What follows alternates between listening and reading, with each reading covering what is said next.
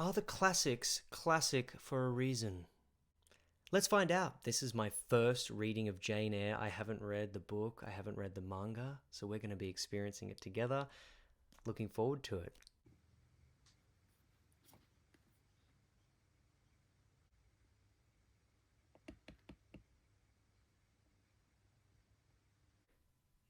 Gateshead Hall, England, early 19th century. There was no possibility of taking a walk that day. Oh, it's so cold. Mrs. Reed says you are to sit quietly by yourself until you can be better behaved. And what have I done? There was never any answer.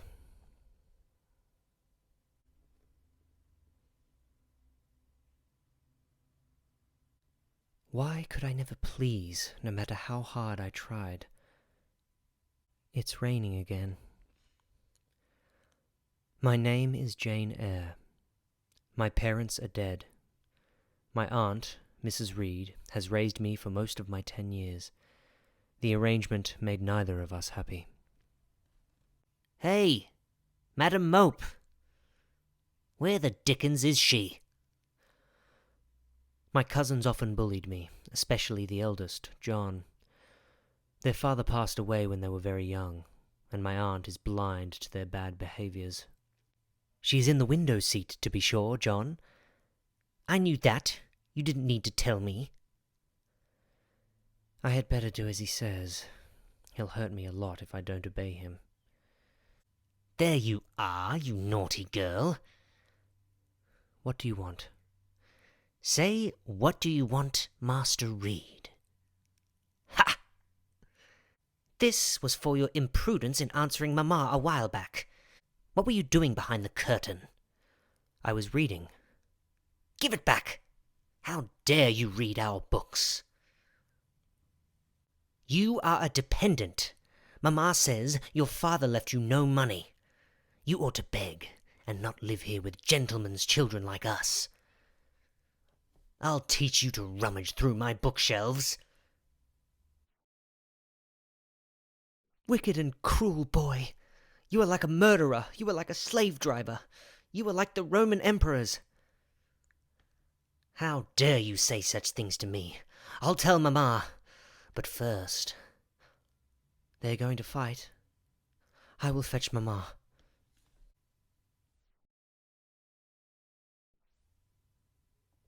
What a fury to fly at Master John.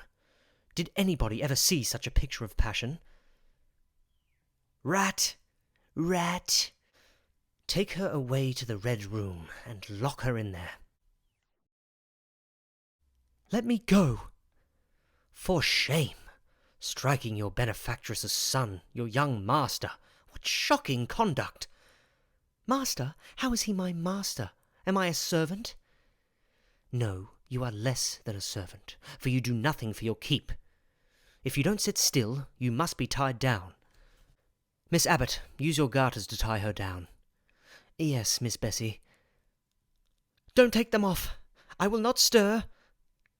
Even though you are being brought up with Mrs. Reed and Master Reed, you ought not to think yourself on equality with them. Be aware that you are under obligations to Mrs. Reed. If she were to turn you out, you would have to go to the poorhouse. What we tell you is for your own good.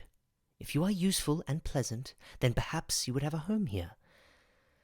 Come, Bessie, we will leave her. This is so unfair. No one cares that John hit me first. He is forgiven and I am punished. Why am I always suffering? Mrs. Reed passed away in this very room 9 years ago. If my uncle was alive, he would have treated me kindly. What is that light? Is it a ghost?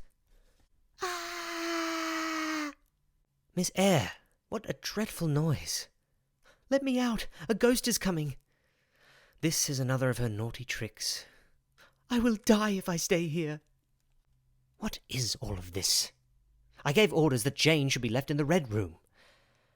Miss Jane screamed out so loud, ma'am. Let go of Bessie's hands. I have a duty to show you that such tricks will not work. You will now stay here an hour longer, until you are still and silent. Aunt, have pity. Let me be punished some other way. Silence! This violence is repulsive. Let me out. I will die. Impatient with my frantic anguish, Mrs. Reed locked me in. I suppose I had a fit and passed out not long after she left. The next afternoon. There is a thought that for strength should avail me, though both of shelter and kindred despoiled. When I awoke, I was in my own bed in the nursery. Come, Miss Jane, don't cry, even if you can't go out with the other misses in the carriage today. I never cried for such a thing in my life.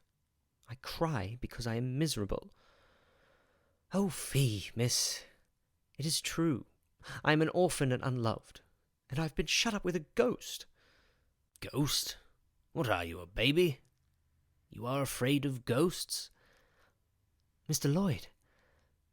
Your aunt asked me to check on you. You seem to be doing better, despite your tears. What made you ill yesterday? Mr. Reed died in that room, and I saw his ghost. It was cruel to shut me up in there. I shall never forget. Nonsense. Is that what makes you so miserable? Miss Eyre? No, but night will come again. Besides, I am unhappy. Very unhappy. Does she have any reason to feel this way? Well, that day I first learned the full story of my origins. My father was a poor clergyman, my mother a lady from a wealthy family. My mother's family and friends objected to the match, feeling it was beneath her. She married anyway, and my grandfather Reed was so irritated by her disobedience that he cut her off without a shilling. The year after their marriage, my father caught typhus fever while visiting the poor. He died from the illness. My mother got the infection from him, and both died within a month of each other. That is sad, but you have a kind aunt and cousins who give you a home. But John Reed hit me, and my aunt shut me up in the Red Room. This is not my home. Well, do you want to leave here? Leave? Would you like to go to school? Yes, I should indeed like to go to school. Christmas and the New Year were celebrated at Gateshead with the usual festive cheer. Presents were exchanged, dinners and evening parties hosted. As punishment for striking John, I was excluded from every enjoyment. I spent all these festive occasions in the solitary and silent nursery, with only my little doll for company. To speak truth, I had not the least wish to join them. I dreamt of leaving for school as soon as possible. November and December had passed, and January was half over as well. I began to fear that I would never leave Gateshead. Go in quickly, you are wanted. Who could want me? Mr. Brocklehurst, this is the little girl mentioned in my letter to you. She is 10 years old. She is small for her age. Little girl, what is your name? Jane Eyre, sir. Are you a good child? It is useless to say yes, for no one else will believe me. No sight is so sad as that of a naughty child. Do you know where the wicked go after death? They go to hell. And what is hell? A pit full of fire. And should you like to fall into that pit, and to be burning there forever? No, sir. What must you do to avoid it? I must keep in good health and not die. How can you keep in good health? Children younger than you die daily. If you were to die, I fear your soul would not go to heaven. I believe I mentioned in my letter that this little girl has not quite the character and disposition I should wish. Her worst fault is a tendency to deceit. Should you admit her into Lowood School, I should be glad if the superintendent and teachers were requested to keep a strict eye on her. Deceit is indeed a sad fault in a child. I shall instruct Miss Temple and the teachers to watch her closely. I am not a liar. Why would you say such a thing about me? How cruel my aunt is. Now my future at Lowood will be tainted by her dislike of me, for the others will believe her and think I'm a bad child. I wish for her to be brought up in a manner suiting her prospects, to be made useful and humble. Lowood will make her so. I will send her, then, as soon as possible. I am grateful to be relieved of a responsibility that was becoming irksome. No doubt, madam. Goodbye. Return to the nursery. I am not a liar. If I were, I should say I loved you. But I declare I do not love you. I dislike you the worst of anybody in the world, except John Reed. What more have you to say? I will never call you aunt again as long as I live. I will never come to see you when I am grown up. You locked me in the red room because your wicked boy struck me. You think I have no feelings, and that I can do without one bit of love or kindness? But I cannot live so, and you have no pity. People think you are a good woman, but you are bad and hard-hearted. You are deceitful. You must admit you are a passionate creature. Return to the nursery, my dear.